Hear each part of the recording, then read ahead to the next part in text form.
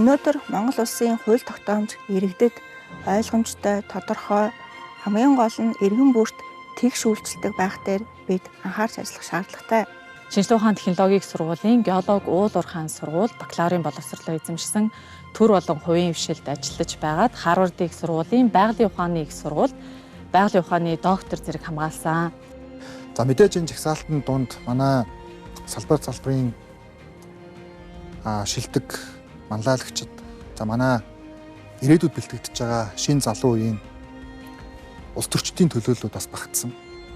За энэ дотор манай одоо олон дэд сайдууд хүний эрхийн томоохон одоо өөрчлөлтүүдийг хийж чадах ийм дуу хоолойнуудыг бас одоо оруулах нь зүйтэй гэж үзсэн.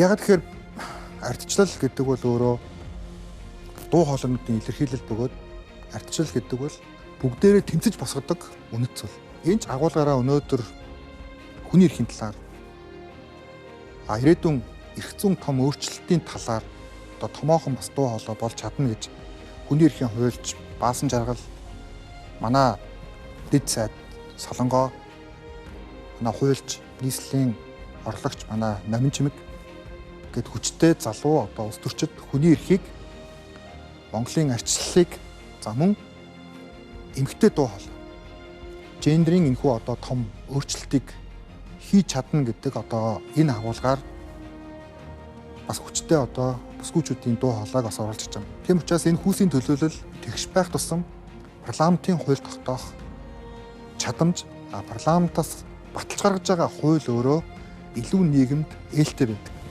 Намайг Баяр сайхны Солонгоо гэдэг хуульч мэргэжилтэй хууль зүйн дотоод хэргийн дэд сайдаар ажиллаж байна. Өнгөрсөн хугацаанд засгийн газрын ажлын хэсгийн гишүүнээр оюутлогоо төслийн гадаадын хөрөнгө оруулагч талтай яриа хэлцээ хийх томоохон ажлыг хариуцж ажиллаа. Яриа хэлцээний эхний үе шатад Rio Tinto компанитай тохирч чадсан хэлцээрийн томоохон амжилт бол Монгол Улсын засгийн газар оюутлогоо төсөлд эзэмшдэг 34% ногдох үрийг бүрэн тэглүүлж чадсан юм а. Үүний үр дүнд ирээдүйд оюутлогоо төсөл бүрэн хүчин чадлаараа ажиллаж мөнгө урсгалан нэмэгдэж ашигтай ажиллаж эхэлснээр гадаадын хөрөнгө оруулагч талтай адилхан нөхцлөөр ноогдлоо шиг авах боломж бүрдэж байна. Гэхдээ оюутлогоо төсөлтэй холбоотой бүх асуудал дуусаагүй байна. Бид нэр оюутлогоо төсөлтэй холбогдох асуудлыг засах эхний алхмаа хийсэн. Өнөөдөр оюутлогоо төслөөс бид нар шударгаар ирээдүйд татвар авах нөхцөлийг бүрдүүлэхийн тулд татварын маргааныг Монгол Улсын талд нааштайгаар шийдвэрлэх шаардлагатай байна. Гадаадын хөрөнгө оруулагч талтай харилцан ашигтайгаар хамтарч ажиллах, үр өгөөжийг шударгаар бүртгэх боломжийг бүрдүүлэх яриа хэлцээг үргэлжлүүлэх зорилгоор би улсын хуралд нэр дэвшиж байна. За намайг Болдын Уянга гэдэг. Би эрс соёлын салбарын мэргэжилтэн хүн, геологч мэргэжилтэй. Одоо бол Уул Уурхай хүндүүлбэрийн дэд сайдын ажлыг хийж байна. 2023 оны статистикийг авч үзэх юм бол нийт Монгол Улсаас гарч байгаа экспортыг 100% гэж авч үзвэл 92% нь манай Уул Уурхайн салбарын бүтээгдэхүүн байсан. За энэ нь шууд утгаараа эдийн засгтай хамааралтай байгаа учраас манай салбар тогтвортой цаашаа хөгжиж байж Монгол Улсын төсөв нэгдүгээрт бүртгэх юм. Манай Уул Уурхайн салбар хариуцлагатайгаар үйл ажиллагаагаа явуулснаар үндэсний баялагын санд орох ёстой тэр мөнгөн хуримтлал бий болно. Ингэснээр бид нар үндэсний баялагын сандаа төвлөрүүлэх ёстой төлбөрүүдэд төвлөрүүлж тэндээс нийт ард иргэд маань одоо хүртээмжийг хүртэх ёстой. За энэ дээр бол төвлөрч ажиллана.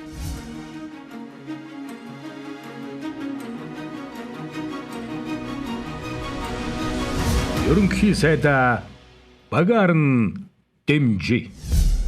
Монгол ардын нам. Монгол Улсын засгийн газрын хувьд 2020-оос 24 онд хийсэн томоохон ажлын нэг нь оюутлогоо төслийн гадаадын хөрөнгө оруулагч талтай яриа хэлцээ хийсэн билээ. 2020 оны 8 дугаар сард засгийн газрын ажлын хэсгийг шинжилэн байгуулахад оюутлогоо төсөлтэй холбоотой олон асуудал тулгамдаад байсан.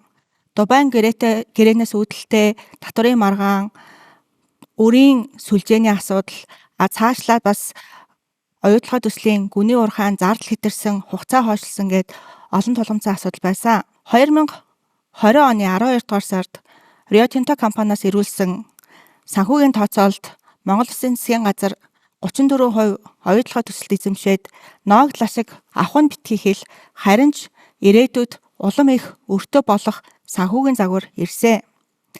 Энэ загвар тусгаснаар бид нар тухайн үед 34% ноогдох 2.3 тэрбум Америк долларын хүүгээс хүү хоримтлагдаж явсаар 22 тэрбум Америк долларын өртөө болох асуудал бодитоогоор цаасан дээр бичсэн байсан. Энэ тооцооллын талаар олон хүмүүс маргалддаг. Гэхдээ Rio Tinto компаниас ирүүлсэн санхүүгийн тооцоолол байсан гэдгийг энэ ташрамд дурдхан зүйтэй. Бидний хувьд мэдээж дэлхийд дөрөвт эрэмблэгдэх том хэмжээний зэс алтны ордоо ашиглуулад өртөө үлдэнэ гэдэг бол хүлээн зөвшөөрч яагаад ч болохгүй зүйл байсан. Тийм ч учраас Rio Tinto компанитай хийсэн яриа хэлэлцээнд байр сууриа хатуу хамгаалж ирээдүйд өртөө биш харин ирээдүйн хойч үедээ ноогдол ашиг өгдөг болох өв үлдээх яриа хэлэлцээний үр дүн гаргасан билээ.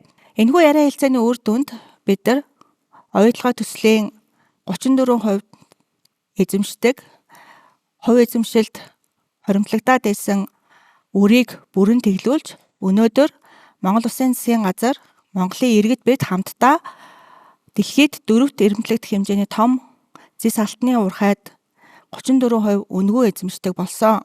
Оюутлогын төсөл үр ашигтай ажиллаж эхэлснээр гадаадын хөрөнгө оруулагч тал болох Rio Tinto компанитай яг адилхан нөхцлөөр ноогдол ашиг авах боломж бүрдсэн юм а. Гэхдээ Дубайн гэрээнээс үүдэлтэй зарим асуудал ялангуяа татварын асуудал өнөөдөр ч гэсэн шийдвэрлэгдээгүй байна. Дубайн гэрээтэй холбоотой олон маргаантай асуудал байдаг. Дубайн гэрээ яагаад Монгол улсад ашиггүй болсон юм бэ гэдэг дээр бас тайлбар хэлье.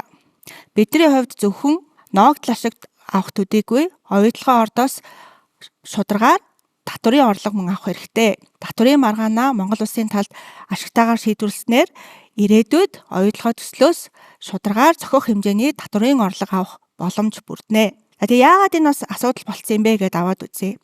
2012 оноос эхлэлтэй татварын маргааны хувьд Дубайн гэрээгээр татварын асуудлаар тухайн үеийн засгийн газар бүрэн буулт хийсэн байсан нь өнөөдөр ч гэсэн маргааны суурь болдог.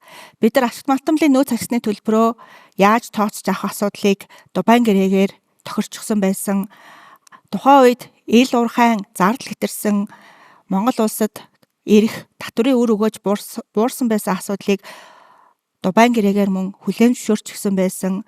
Оюутлогоо гээд аж ахуй нэгжид зориулаад удирдамж зөвлөмжийг татварын ерөнхий газраас оюутлогоо компани ирүүлсэн Rio Tinto компани хуульчдын боловсруулсан удирдамжийн дагуу татварын ерөнхий газраас татварын ямар бодлого баримтлах уу гэдэг дээр нэг компани тусгайлсан аргачлалыг бас гаргаж өгсөн асуудал байсан. Бидний хувьд энэ асуудлыг одоо ч гэсэн засгаар ажиллаж байна. Тэгэхээр нэг гаргасан алдааг засахын тулд ямар их цаг хугацаа, хүчин чармаалт ордог нь оюутлогын төслөөс бас харагддаг. Оюутлогын төслөөс авах ёстой нэг сургамж нь Дубайн гэрээгээр төслийн санхүүжилтийн зээл авахыг зөвшөөрсөн. Гэхдээ энэ төслийн санхүүжилтийн зээлийг тухайн үед гүний уурхайн бүтээн байгуулалтад зориулж зарцуулна гэсэн боловч харамсалтай нь гүний уурхайн бүтээн байгуулалт зарцуулаагүй харин оюутлогоо компанид Rio Tinto компани руу их хэмжээний мөнгөний төлбөрийг шилжүүлсэн байдаг. За энэ ямар төлбөр шилжүүлсэн бэ гэдээ аваад үзэхээр 2014-өөс 16 оны хооронд оюутлогоо компаниас тухайн үед өөрийн хувьцаа эзэмшигт болох Rio Tinto, Turquoise Hill компаниудад нийт 5.3 тэрбум Америк долларыг шилжүүлсэн байдаг. Өнгөрсөн хугацаанд оюутлогоо компани Монгол улсын төсөвт 2 тэрбум орчим Америк долларыг төвлөрүүлжээ. Гэтэл үүнтэй харьцуулахад гадаадын хөрөнгө оруулагч тал болох Rio Tinto компани 7 тэрбум гаруй Америк долларыг оюутлогоо төслөөс шилжүүлэн авсан байдаг. Энэ 7 тэрбум Америк долларын 5.3 тэрбум Америк доллар ердөөл 2014-өөс 16 онуудад шилжигдсэн байдаг. Тэгэхээр тухайн үед Дубайн гэрээ байгуулснаар зөвшөөрсөн нэг зүйл нь юу вэ гэхээр төслийн санхүүжилтийн зээл гэж авсан зээлийг оюутлогоо компани гүний уурхайн бүтээн байгуулалтаа ашиглаагүй харин ч Rio Tinto компанид зээл эргүүлэн төлсөн гэсэн үндслээр шилжүүлэхийг хийсэн байдаг. Тэгэхээр цаашдаа бидний анхаарах ёстой зүйл маань бид нар гадаадын хөрөнгө оруулагч талтай харилцан ашигтай хамтарч ажиллах оюутлогоо төсөл зөвхөн гадаадын хөрөнгө оруулагч тал төдийгүй Монгол улсад ч гэсэн ашигтай байх ирээдүйд татварын орлого, ноогдол ашиг зэрэг орлогуудаар үр өгөөжтэй байх шаардлагатай. Энэ зорилгоор ч гэсэн бид нэр татврын маргаан дээр үргэлжлүүлэн Монгол Улсын эрх ашигыг хамгаалах чиглэлээр анхаарч ажиллаж байна. Бидний хувьд 2018, 20, 2023 онд тавигдсан 3 татврын актуудыг хамгаалж ажиллаж байна. Өмнө нь Дубайн гэрээгээр хүлээн зөвшөөрсөн байсан татврын актуудын асуудал ч гэсэн энэ татврын маргаанд бас асуудал болж орж байгаа гэдгийг бас дурдган зүйтэй. Цаашдаа Монгол Улсын засгийн газар нэг компанийн гаргасан саналд хөтлөгдөхгүйгээр нэг компаниас ирүүлсэн албан бичихт дурдсан асуудлыг хүлээн зөвшөөрөхгүйгээр харин оюутлогын орд Монгол Улсын нийт иргэдэд Монгол Улсын ирээдүйн хойч үед үр өгөөжтэй байх баталгааг хангаж ажиллах ёстой.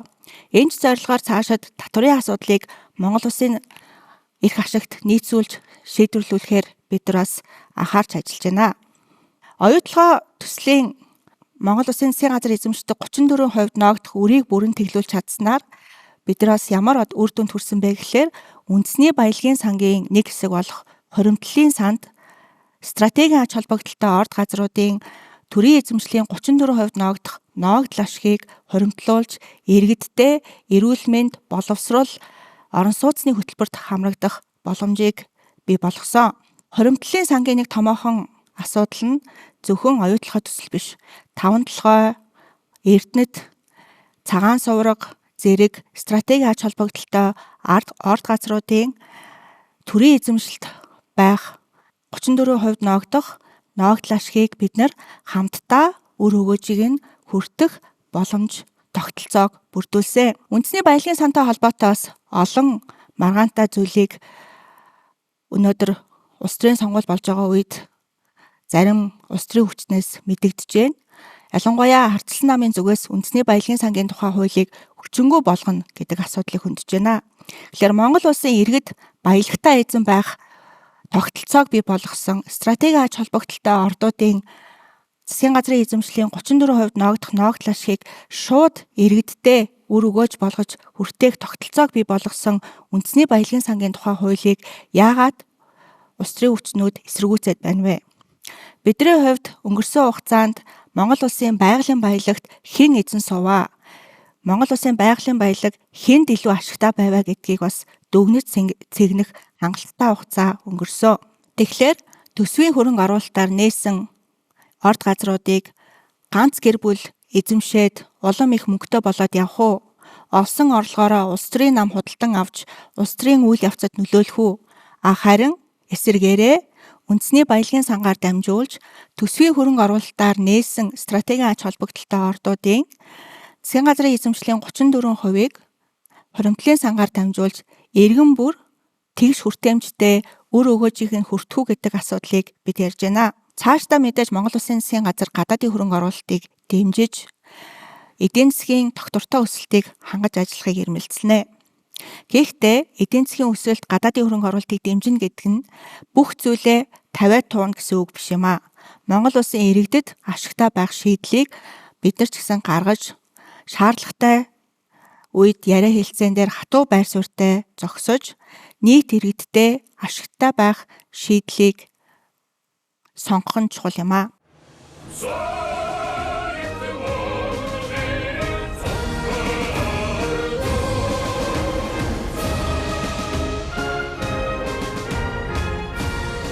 Ард түмний ялалт. Улсын хурлын сонгуульд Монгол Ардын намаас жагсаалтаар нэр дэвшигч Баяр сайхны Солонгоо. Монгол Ардын нам. Ерөнхий сайдаа Багаарн Дэмжи.